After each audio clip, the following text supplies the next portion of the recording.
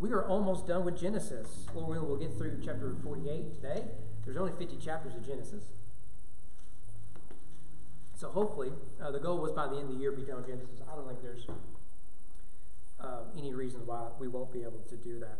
I have a few ideas where we may go next, but I am eagerly looking forward to finishing Genesis, if I'm being honest with you. I've enjoyed it, but it is without a doubt the longest we have spent in any book. And you'll never want to read from it ever again, probably. But Genesis 47, let's start there, verse 29, go through the end of the chapter, and then we can go in chapter 48. When the time for Israel to die drew near, he called his son Joseph and said to him, Please, if I have found favor in your sight, place now your hand under my thigh and deal with me in kindness and faithfulness. Please do not bury me in Egypt, but when I lie down with my fathers, you shall carry me out of Egypt and bury me in their burial place.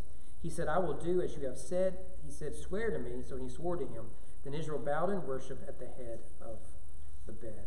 Well, just to remind you again where we are in the story of Joseph, going all the way back to chapter 42, this is the process of reconciliation.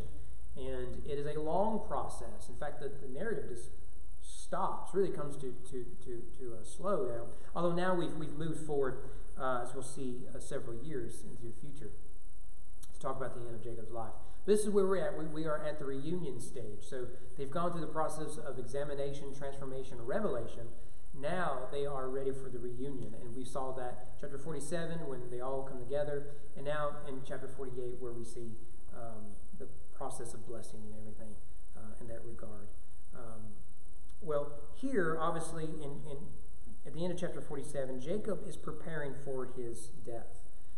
When I was still a pretty new pastor, still had the new pastor smell on, I went to do a funeral in the graveyard that was right behind our church. We didn't own the land. That wasn't our graveyard, but we helped take care of it because it was right behind our church. It was the community graveyard. I did a lot of funerals in that graveyard. And I remember escorting a casket up the hill there, and I saw a tombstone that said, Bob Smith, so-and-so years. Next to it was a lady who was an active member in our church. Had her first name and last name, and it freaked me out.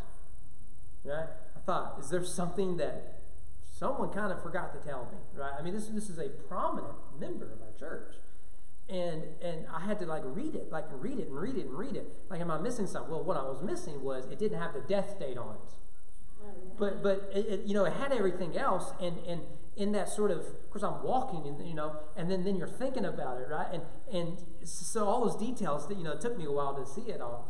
And what had happened was that she went, and they had prepared everything for their own deaths. Before her husband died, they went, they got the tombstone, they got the plot, and they made all the preparations so that when it came, all that was already taken care of. That's really what Jacob is doing here. Is one of his obligations was to make his final wishes known. And I would recommend each of us do that. Right?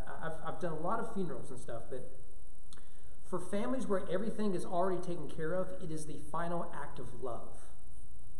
And it is a great act of love. Let me tell you something that grief is not a good mix. It doesn't work well when mixed with responsibility.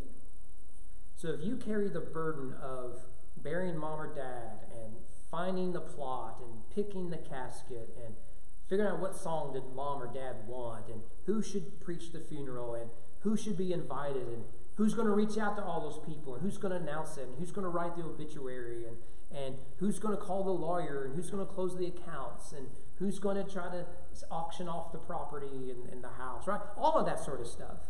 That's a big burden, and so it's a big responsibility. Now throw grief on top of it. It's a really important final act of love. Let me this is free.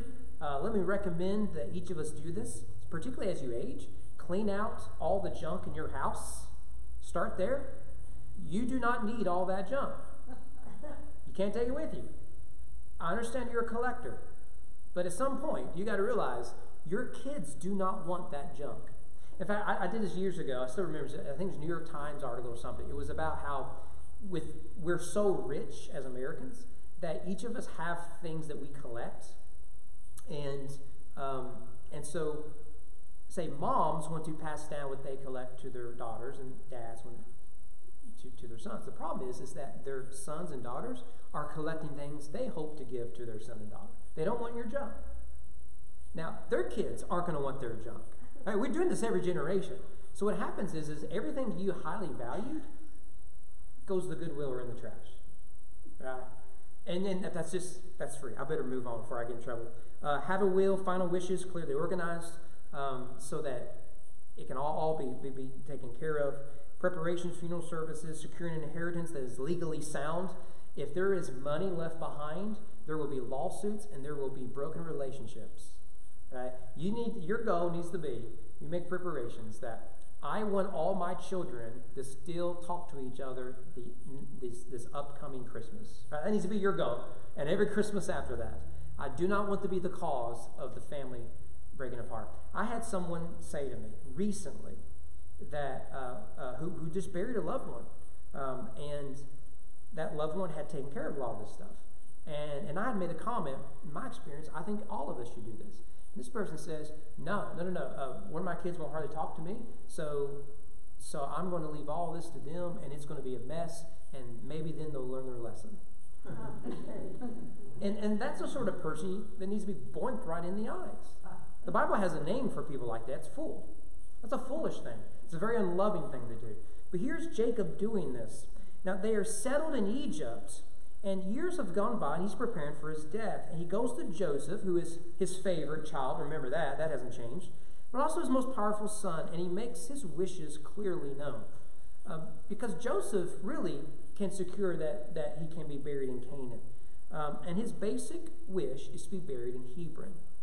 So, verse 29, if I found favor in your sight, that's a common phrase in Genesis. We can skip that. But in verse 29-30, bury me in my burying place, right? The redundancy there's for emphasis. He wants to be buried in the family graveyard. Now, the graveyard is the cave of Machpelah, which Abraham bought in Genesis 23. Remember, that was that long chapter that was really boring.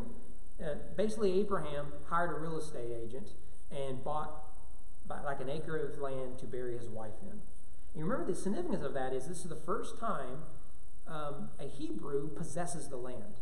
It's a small piece of land, right? So it's an important moment. But the purpose of it was not for life, be fruitful, multiply, but was because of death.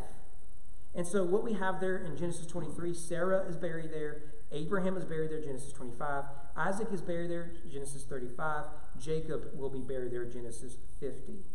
And so Jacob will make this request twice. So Genesis 49, maybe I didn't put it up, or is that 39? No. Okay, so in Genesis 49:30, he makes the request known. He mentions the cave of Machpelah. Genesis 50, again, we see that he is finally buried there. His sons take him to the land of Canaan, to Machpelah, east of Mamre. Remember, Mamre is where Abraham built an altar to the Lord when he first had that covenant made with God. What's that? The oak of Mamre. There you go. And remember, when you see a tree and an altar in Genesis, that is a picture of the Garden of Eden. So here you have the patriarchs being buried where God came to be with Abraham the first time. They're wanting to be buried essentially in the garden, if you will. Right. So, that's the end of chapter 47, preparation for his death. And then in chapter 48, Jacob, as part of these final wishes, he is blessing his children. And this will take a little bit.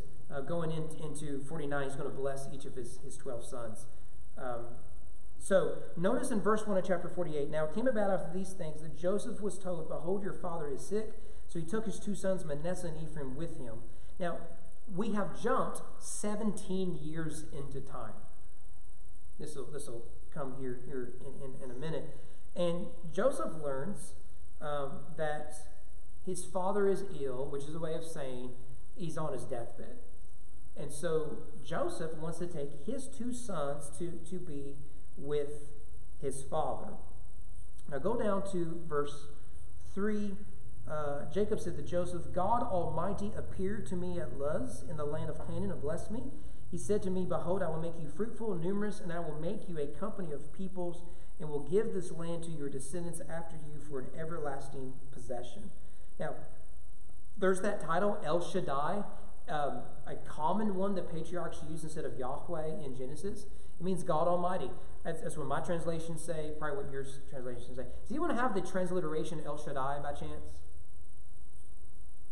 No one? I didn't think so, but you probably have a footnote that says Hebrew El Shaddai. Just means God, El Shaddai, Almighty. Now, Luz is the original name for Bethel. Remember, it's Bethel, the house of God, where Jacob has this significant moment in his life where God affirms that Jacob was the promised son even over Esau. So this is what we were talking about earlier with Ishmael, is you have Abraham over Terah, Isaac over Ishmael, Jacob over Esau. And here we're going to get something similar with Joseph's two sons, Ephraim and Manasseh. In fact, verse 4, the covenant is repeated, so be fruitful, multiply, the promise, all that. Verse 5 and 6, notice what happens with Ephraim and Manasseh. Now your two sons who were born to you in the land of Egypt, that's a significant phrase, before I came to you in Egypt, are mine. Ephraim and Manasseh shall be mine, as Reuben and Simeon are.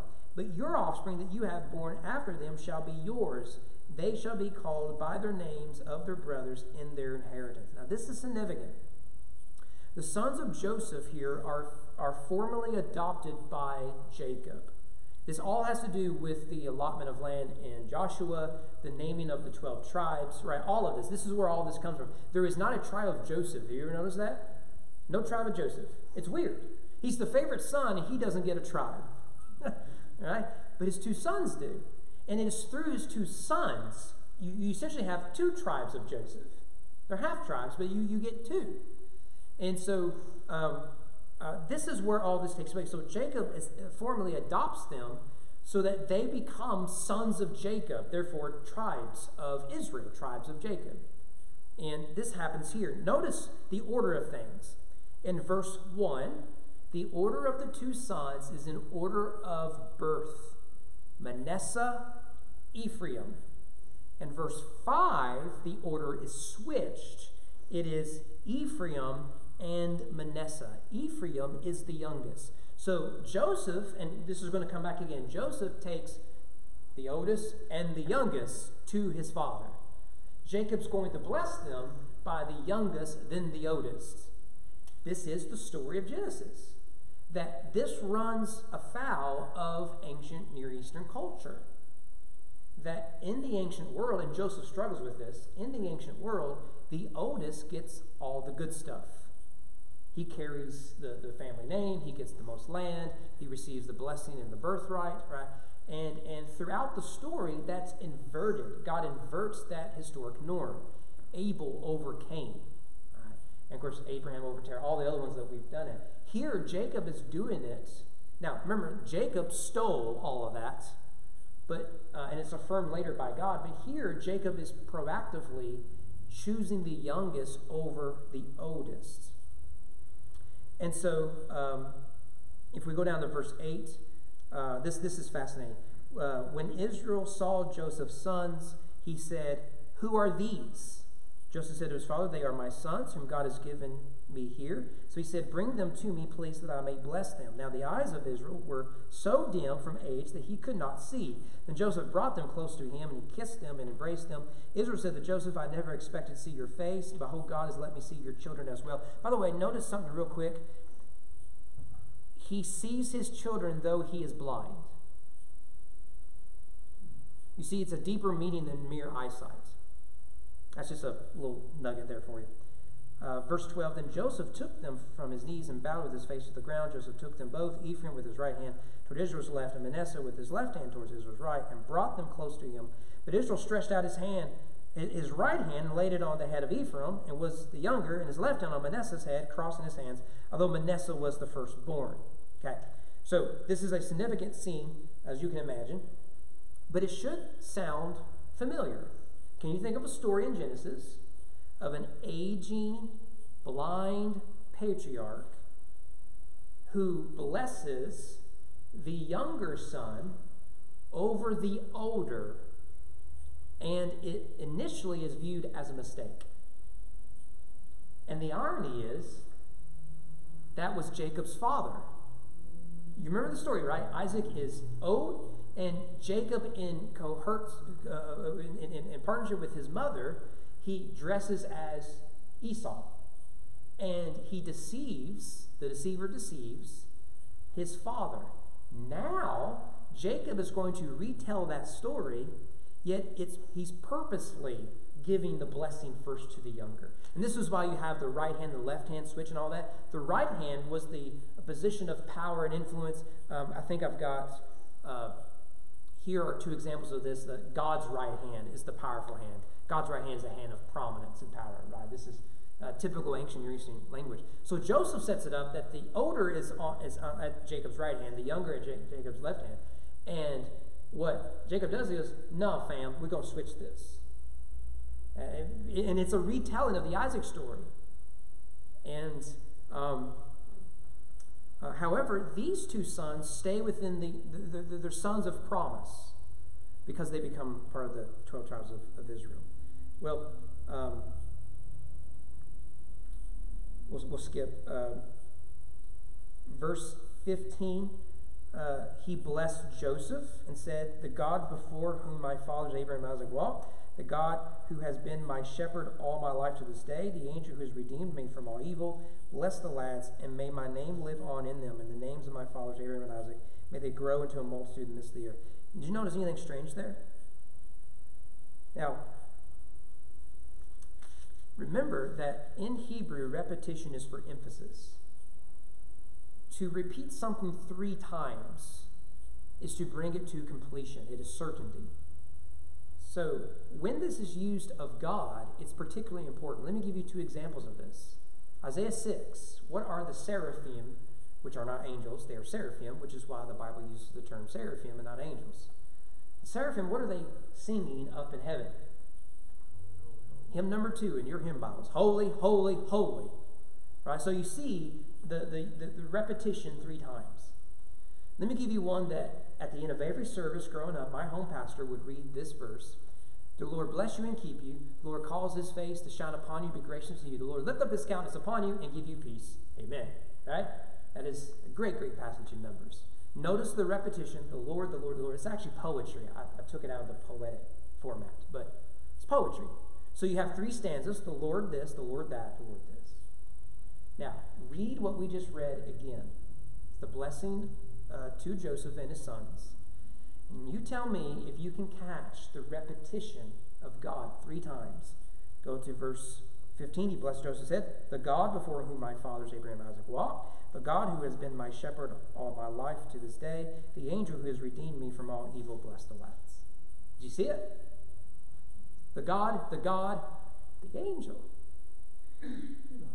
Well, his wrestling partner. Yeah.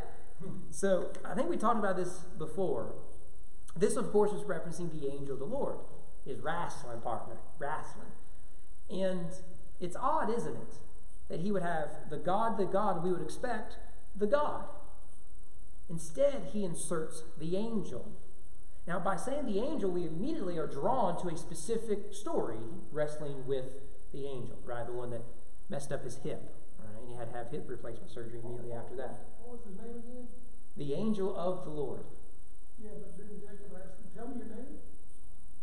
Yeah, but he didn't answer it, did he? No. No, I didn't think so. Okay. But you know who it is. Yeah. It just ignores the question. It's like a good politician, right? Ask Bill Clinton, how are you going to solve Kosovo? Well, the problem is the economy, right? And that's just what Clinton did. And so that's what the angel of the Lord is. Just ignore the question. It didn't even happen.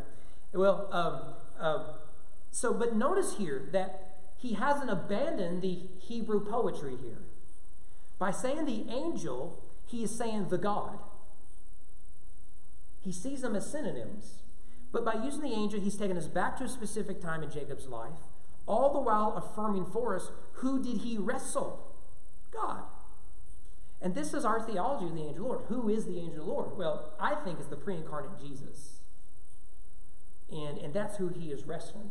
And there's 1,000 reasons to say that. We've explored that in some detail. Before the angel of the Lord shows up all over Genesis and elsewhere in the Bible, it seems pretty clear that the angel of the Lord is Yahweh personified.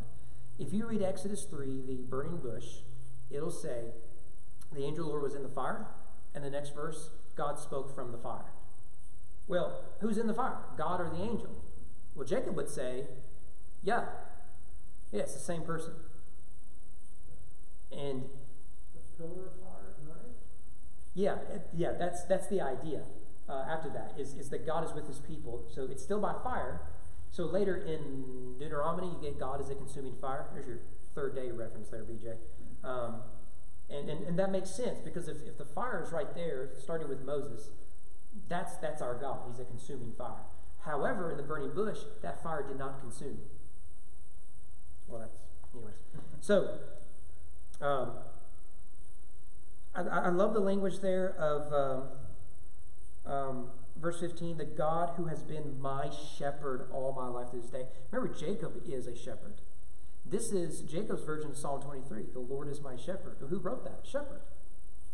Isn't that cool? Right? And we spent some time in Psalm 23 not too long ago. We didn't even make reference of this, though we could have. And you see the repetition in the blessing. He's repeating the covenant. So two things. One is he wants in this blessing, verse 16, for the name of Abraham, Isaac, and Jacob to continue through Joseph's sons and through his sons. This is a blessing in posterity, so it would continue. And by the way, this is particularly important for Ephraim and Manasseh because of who their mother is. Their mother is an Egyptian. Now, can you think of a story in Genesis where there was a son of an Egyptian woman? Abraham. Yeah, Abraham, son Ishmael, was the offspring of a Jew, well, a Hebrew, Abraham, the first Hebrew, and an Egyptian woman. So the last prominent figure has a son who is the offspring of a Hebrew and an Egyptian. Now, what is different is that the Egyptian of Abraham was the slave who has to flee Canaan to go to Egypt for freedom. Now what we're going to have is the descendants of the Egyptian in Hebrew. They become slaves and have to flee Egypt for Canaan. So I mean, it's like the Bible was written by God. And the other thing is he wants his posterity to be fruitful and multiply. This, of course, is the story of Genesis going all the way back to creation, and it is the source of the curse of Pharaoh upon Israel. They are fruitful and multiply. In fact, if you take Numbers at face value, Numbers 1, I have it up there. These two tribes, Ephraim and Manasseh, that order, they number almost 73,000 people. Now, there's issues with the numbers, the census of Israel, right? And we will probably never explore that here. But if we just take it as it is stated, nearly 73,000 are in the Exodus from these two half-tribes. So they were fruitful and multiplied even through slavery. Well, this order of prominence upsets Joseph, verses 17 to 20. And Joseph assumes, well, Dad can't see, he's getting the two mixed up. After all, he's not been around, right? So he tries to fix that. And Jacob says, no, I'm doing the right thing. So go down to verse 19. Again, we have to do some skipping. But his father refused and said, I know, my son, I know. He also will become a people, and he also will be great. However, his younger brother shall be greater than he. His descendants shall become a multitude of nations. In fact, what is it that we find in the history of Israel? Israel will split, and the northern tribes and the southern tribes are named after one tribe each. The southern tribe is named after Judah. The northern tribe? Ephraim. And so here it becomes multiple nations, right? Multiple tribes. And so we see that right here. Jacob is able. Now, he can't see what's in front of him, but he can see what's far ahead of him beyond his own death, which is pretty cool. Well, Jacob makes a few final promises. Verse 21 and 22. Then Israel said to Joseph, behold, I am about to die, but God will be with you and bring you back to the land of your fathers. Notice there that God is promising that he will be with them. By the way, the word you there is plural. This is a problem with English. Unless you're from the south, the second person plural is the same as the the second person singular plural. The second person singular, you, is the same as the second person plural, you. Unless you're from the south, and it's y'all. If you're from Pennsylvania, it's youans. But in our Bibles, we keep it you. So read it again, verse 21. I'm about to die, but God will be with y'all. This is the 12 tribes of Israel. God's going to be with all y'all. The second thing he prays is that God will bring them back to the promised lands. That, of course, is important because we, the reader, are wondering, this is not a satisfying ending of the story. The story is God will bring the Hebrews into the promised land, and they will be fruitful and multiply. They will take possession of the land. That's what we expect. You come to the end of Genesis, and none of that has happened. None of that has happened. They number, 70? Something like that we saw last week. And they're not in Canaan. They're in Egypt. That's not the promised land. But what's the promise here? God will bring you back here. Well, finally, there's the issue of the city of Shechem, verse 22. I'd be interested to see what your translations say. I give you one portion more than your brothers, which I took from the land of the Amorite with my sword and my bow. Does anyone there have a reference to Shechem? This is a translation issue. So you get people all over the map here. I take it what he's saying is that Joseph will receive a portion of land, even though there's not a tribe after him. And that land is Shechem. Now, you have to go into the Hebrew to see the word Shechem is in the Hebrew. It's translated instead of transliterated. But this is a matter of debate. I will say, the reason I settle on the Shechem thing is Shechem was an important city for the patriarchs. It was the first place Abraham visited in the Promised Land, Genesis 12:6. Jacob settled in the city and purchased land there. That's Genesis 33. Remember that Jacob's sons committed genocide. They were the Shechemites. It happened there. And that we know that Jacob and his sons would pasture flock in the city. But what is most significant is the Genesis ends with Joseph saying, when I die and God takes you to the promised land, bury my bones in the promised land. Where do Israel end up burying Joseph? Joshua 17:7. Shechem. This is where he's buried. So I take that as a promise from Jacob to that. Okay, so what do we do with this chapter? Real quick. So I want to make sure that we did a lot of skipping. What do we do with this? Two things that stick out to me. I'm sure we can look at a bunch of others. The first thing is that God's promises are not racial or ethnic or anything like that.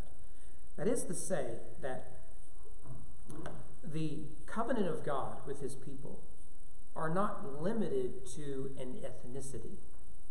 And we see this here. We start to see it here. Now, this is clear in the Old Testament, but it's hard to see without the New Testament. With the help of the New Testament, you see it everywhere. For example, in Jesus' genealogy are a couple Gentiles. So there's Rahab, there's Ruth, right? There's Gentiles. And so what we see then is that the Gentiles are grafted into the covenantal people of God. In Jesus' time, there are several Gentiles who have converted. They're called proselytes or God-fearers. And those two terms mean something different. But we see that there are Gentiles coming into the covenantal people of God. You read the Old Testament, and it's clear that when Israel takes the land, the purpose was to bring the nations into right?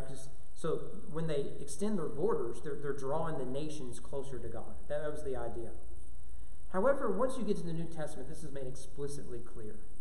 You remember in John 12, on the eve of his execution, Philip brings two Greeks to Jesus. And John makes a big deal of it because it shows the reader that the kingdom Jesus was bringing was not a Jewish one. It was a cosmic one. A cosmic one that would encompass people of all races and ethnicities and all that sort of stuff. And which means to be a son of Abraham is bigger than ethnicity. So let me give you a few examples. Romans 9. To them, the Jews, belong to the patriarchs from their race, according to the flesh, is Christ, who is God over all, blessed forever. This means that it is not the children of the flesh who are children of God, but the children of the promise are counted as offspring. You see the distinction he's drawing there. A lot of the Israelites, they hated the Gentiles because of their ancestry. We're the people of God, you're not. And Paul comes alongside and says, actually, if you read the Old Testament, and if you come to understand what Jesus accomplished, we realize this is a universal message that goes beyond the Jews. After all, you and I, as far as I know, we are not Jewish. I'm not a descendant of Jews. My family were barbarians in what we now call Britain. That was my family. We were pagans. I'm guessing your family were pagans too. Whether that was, maybe you were Norse pagans, right? Maybe you were British. What's that? Mayan pagans. There you go. There you go. Yeah, you could have been Germanic pagans. Could have been Roman pagans. You're pagans. Yet we have been grafted into the promises of God as a result of grace. Now, you're saying, where is this? Okay? Well, I see this primarily in the promises are given not to Joseph, but to his two sons, who are as much Egyptian as they are Hebrew. And they are made tribes. I think that's a big deal. Now, it's subtle. You can pass over it because their mother's not really mentioned. But it's right there. Instead of Joseph becoming a tribe, his half-Hebrew sons are. Now remember that when you come into the Gospels and Jesus talks to a half-breed. We call her the woman at the well. Yeah, Don. I noticed up in that verse when he's giving out the blessing, he mentions the seed of the younger, but he doesn't mention the seed of the older. And he says it'll become a multitude of nations. He doesn't say it'll be Jewish. Right, yeah. It'll be nations. Of course, that's the promise of Abraham, that from you will come nations. Now, that happened practically. I mean, we've been talking about the Arabs and the Jews. Those are nations. So he only mentions the one son having importance of a seed. Mm-hmm. Doesn't mention the other one. Yeah. So let me give you just one more passage, Galatians 3. In Christ Jesus, you are all sons of God through faith. For as many as you were baptized into Christ and put on Christ, there's neither Jew, Greek, slave, free, male, female. You're all one in Christ Jesus. And if you are Christ, then you are Abraham's offspring, heirs according to promise. I mean, this is just clear, isn't it? Yeah, Don. You know, one other thing, I think most Americans that I run into think that we're the root and they are grafted in. Yeah. Yes. Yeah. We have a habit of Americanizing everything we touch, especially the Bible. Especially the Bible. I'll say this, and then because I'm trying not to get in trouble, so there's only thing I like to say. You've probably heard me say that one of the differences between my generation and like my parents' generation is they see America as Jerusalem that's lost its way. And I see it as Babylon, that this is what we've always been. And a lot of this generational, I get that. But it's becoming easier to see my side now. I mean, when you're chopping up kids, I mean, at some point, you're like, this is in Jerusalem. But the idea was almost like we've become the people, the promised people of God. Almost. You know, that we saw America. So when America went the wrong way, it was, well, we just got to get back on the path we were on. And that sort of Christendom became prominent among the American evangelical. That's reading America into the text. And that could be dangerous. It could be really dangerous. Anyways. Dispensationalism is even worse. Or that we're the promise and God has nothing more to do with Israel. Oh, yeah. Well, yeah. You trying to get me in trouble now. No, I'm sorry. Quit. Don't say nothing. I'm not against dispensationalism. I'm not there and I'm not against it all at the same time. So I'm agnostic to a lot of end time stuff. So I'm not a covenant theologian. I'm not a dispensationalist, but I am both at the same time. I just hope my graft lives. If you are hidden in Christ, you got nothing to worry about. All right, we got to move. Second thing is God sees farther than we can. I did a little bit of research on eagles, only because I remember we talked about these when I was like in 3rd grade, and I thought it was cool. Eagles are famous for having incredible eyesight, which I am quite jealous of. I can't see, that's about it, right? But eagles can see like 8 times that of a human, which is like 4,000 times beyond what I can see. And so, for example, they can spot a small rabbit like 2 miles away. That's incredible. That's incredible. And so if we could personify this eagle who can see what's happening way over there, my temptation is, because I'm limited by my sight, I can only respond to what it is I see. Whereas the eagle may be able to look farther, like, oh, you don't have to worry about it. So too, if in this text we see that God sees farther than we could ever imagine. Again, Genesis ends with Israel outside of the promised land. And here God says, look, you're going to get there. It may not be the way you want to get there. It certainly isn't going to be easy. It's going to require a lot of suffering, and generations are going to come and go, and they're just going to suffer. But it will happen. This is something we American Christians have to accept. What if everything you're praying for will not be fulfilled for 400 years? Are you okay with that? Will you keep praying? I hope so. I hope so. I do hope you will. Because God sees a lot farther than we do. And the story of Joseph, because it ends with a cliffhanger. Why are they in the promised land? Well, you have to read the sequel, and God is with them throughout it all. So let me encourage you. You may not be able to make sense of what God is doing in the world right now, but this is why our eschatology is so important. If you know it'll work out eventually in the end, then you can be faithful in the small things, because God will be faithful in those big things. So it's okay if we die and America is a pagan mess, because that's where we're headed. Because our hope isn't in what we see in this life, but what God sees well beyond. And that's something I have to keep reminding myself quite a bit. Okay. Don, Danny, anyone else? We miss anything? I think it's significant that we see here in the book of Genesis all this stuff about the younger. It's just such a clear picture that God's will is going to be done regardless of what men do. Yeah. And their traditions or whatever. His will is going to be done. It's so clear in here. Yeah. Favorite flower become a tulip. You do your best to get me in trouble. Let me say, non-Calvinists hold firmly to the sovereignty of God. A Calvinistic statement, I never heard one. Not necessarily a Calvinistic statement. No. One of the main difference. I agree with you guys. I can see part of it, but it's... Don't confuse foreknowledge and forgive me. Me and Don will have a talk here. Don't confuse foreknowledge and foreordination. I suspect you're thinking in terms of foreknowledge.